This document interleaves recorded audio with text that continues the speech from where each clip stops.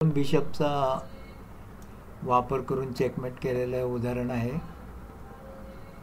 पांढऱ्याची खेळी आणि पांढऱ्याने 3 चालीत मात केले. बघा तुम्ही व्हिडिओ होल्ड करा, पटावर मांडा, थोडा विचार करा.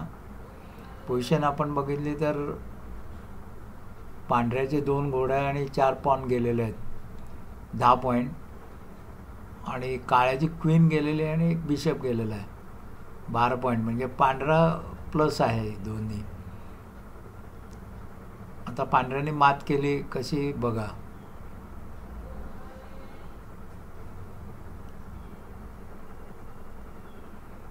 क्वीन त्याने D1 ला घेतले. आता क्वीन D1 ला घेतल्यानंतर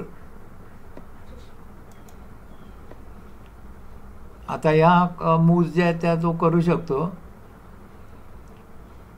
G4, D4 आणि राजा B5 ला घेणे असं. तर D4 बघूया. तर D4 ला त्याने घेतलं. तर queen cross D5, queen sacrifice केली,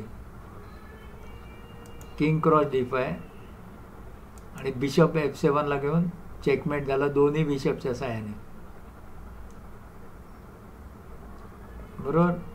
आपण इथे होतो. G4 आपण मूव बघितली, G4 बघितली. आता D4 बघूया. ही लाल दाखवलेली D4. तर D4 नंतर हा बिशप F7 ला घेऊन चेक, राजा B5 ला, आणि हा A4 घेतो आणि मेट करतो. बेसिकली म्हणजे पांढऱ्याने तर चेक दिला त्याला, पण काळ्याने B4 हे स्क्वेअर अडवल्यामुळे चेकमेट झाला. आणि तिसरी मूव बघूया.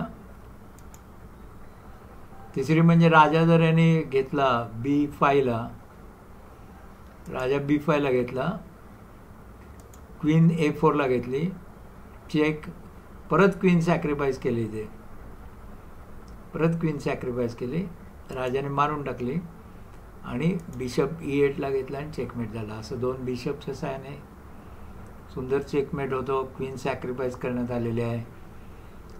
बघितल्याबद्दल धन्यवाद. कृपया बघत राहा.